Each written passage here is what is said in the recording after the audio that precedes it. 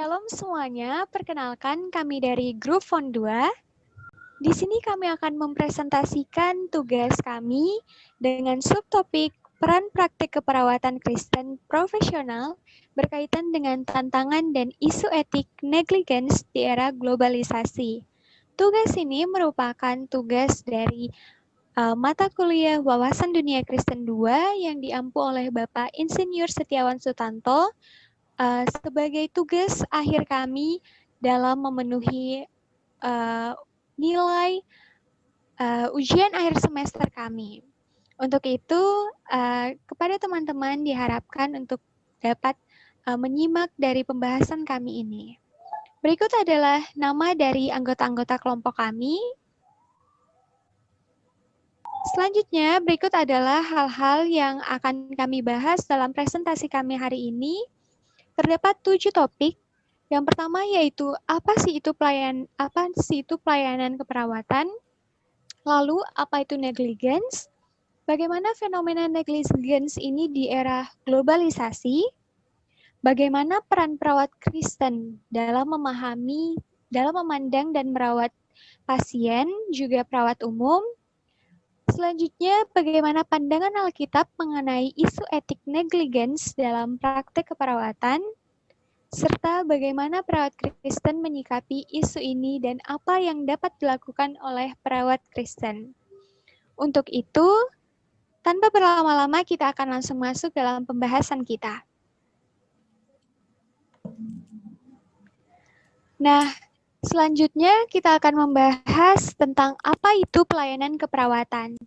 Pelayanan keperawatan ialah bentuk implementasi dari praktik keperawatan yang ditunjukkan kepada pasien, baik itu kepada individu, keluarga, maupun masyarakat. Tujuannya itu ialah untuk meningkatkan kesehatan, juga kesejahteraan, guna mempertahankan dan memelihara kesehatan serta menyembuhkan penyakit. Hal ini dapat berupa promotif, preventif, kuratif, dan juga rehabilitasi. Ini menurut Manurung 2015. Selanjutnya, apa itu negligence? Negligence atau kelalaian ialah sebuah tindakan yang dilakukan dan dapat melanggar standar, sehingga mengakibatkan cedera atau kerugian terhadap orang lain. Ini menurut dari Sumporno dari 2005. Menurut Amir dan Hanafiah 1998, yang dimaksud dengan kelalaian ialah sikap kurang hati-hati, yaitu tidak melakukan apa yang tidak memperlakukan seseorang itu dengan sikap yang hati-hati, yang sewajarnya, tetapi malah sebaliknya, malah memperlakukan orang dengan tidak sesuai. Negligence ini dapat berupa omission, kelalaian untuk melakukan sesuatu yang seharusnya dilakukan, atau commission secara tidak hati-hati. Ini menurut Tonia 1994. Selanjutnya,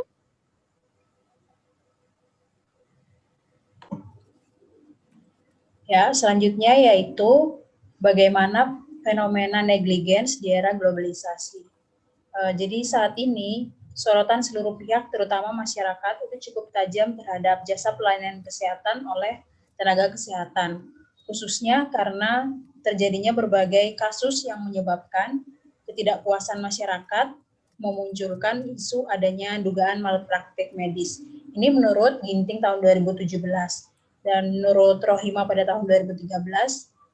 Pada dasarnya kesalahan atau kelalaian tenaga medis dalam melaksanakan tindakan medis merupakan suatu hal penting yang harus dibicarakan karena dampak yang diberikan itu memberikan kerugian yang cukup besar. Selain itu juga dapat mengurangi kepercayaan masyarakat. Hal ini juga dapat membawa kerugian bagi pasien. Selanjutnya, bagaimana peran perawat secara umum dalam memandang dan merawat pasien. Peran perawat umum dalam merawat pasien itu haruslah sesuai dengan lingkup dan wewenang seorang perawat, di mana memberikan pelayanan asuhan keperawatan agar memberikan kepuasan kepada pasien. Peran perawat dalam hal ini yaitu responsiveness, di mana cepat tanggap terhadap kebutuhan pasien, kemudian reliability, di mana pelayanannya dilakukan tepat waktu, kemudian assurance, di mana memberikan sikap dalam pelayanan kepada pasien, kemudian empati, yaitu kepedulian dan perhatian dalam memberikan pelayanan, serta tangible, yaitu mutu jasa pelayanan dari perawat kepada pasien. Peran perawat ini juga meningkatkan kesehatan dan mencegah penyakit.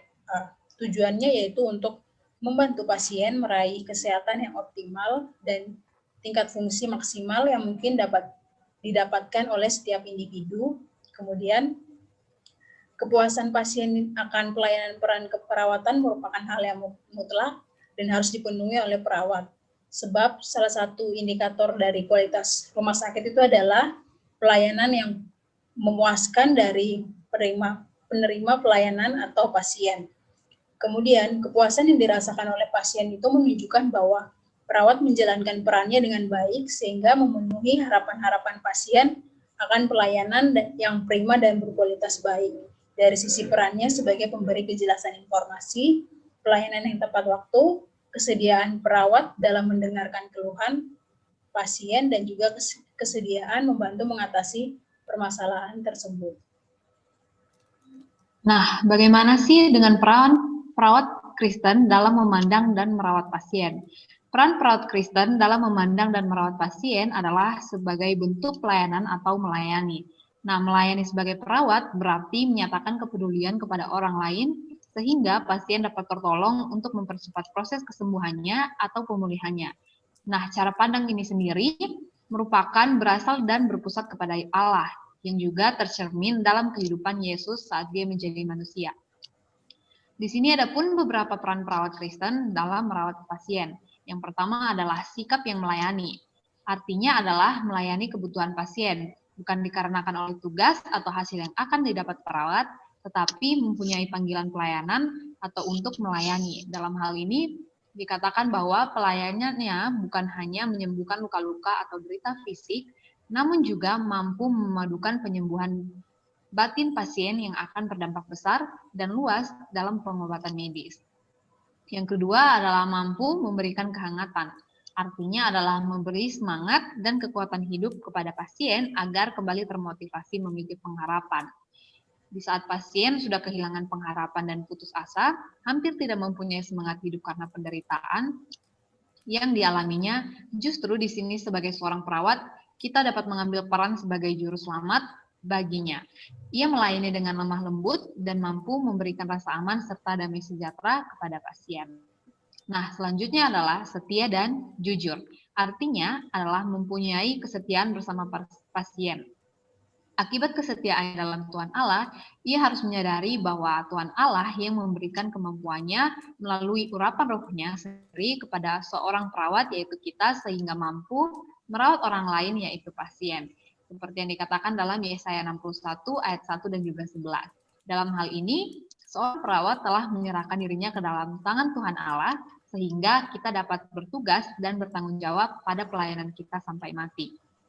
Berikutnya adalah merawat pasien seperti melakukannya terhadap diri kita sendiri. Seperti yang dikatakan dalam Efesus 5 ayat 29, ia mampu melihat atau mengetahui apa saja yang orang lain tidak ketahui. Kasihnya pada Tuhan Allah menjadikan ia mempunyai perhatian dan kasih sayang seperti seorang ibu kepada anaknya. Dalam 1 Tesalonika 2 ayat 7. Artinya adalah perawat perlu untuk mampu bertindak dan memilih yang terbaik dan berguna bagi kepentingan pasien melalui kolaborasi perawat bersama diagnosa dokter. Nah, yang terakhir adalah berani mengambil resiko. Artinya di sini adalah mengambil resiko bagi diri kita sendiri untuk menolong orang lain, yaitu pasien. Nah, contohnya adalah seperti di masa sekarang ini, yang telah kita ketahui adalah masalah yang mewabah COVID-19.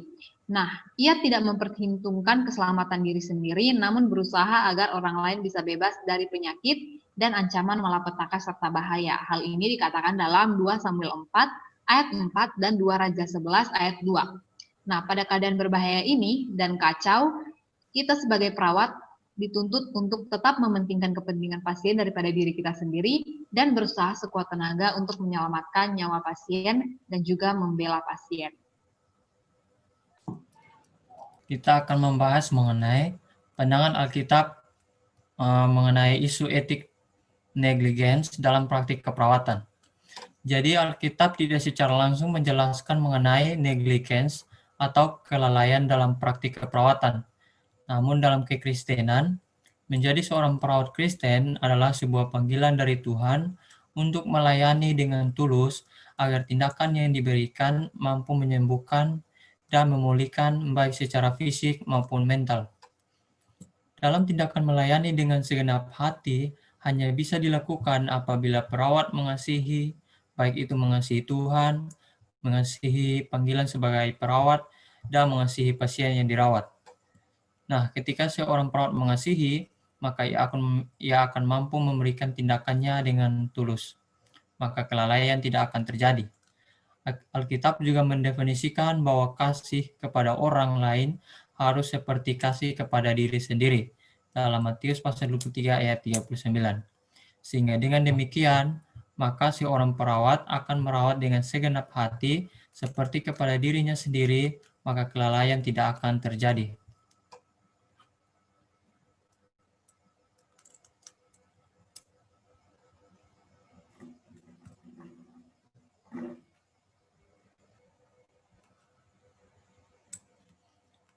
Lalu, bagaimana perawat Kristen menyikapi isu ini dan apa yang dapat dilakukan oleh perawat Kristen?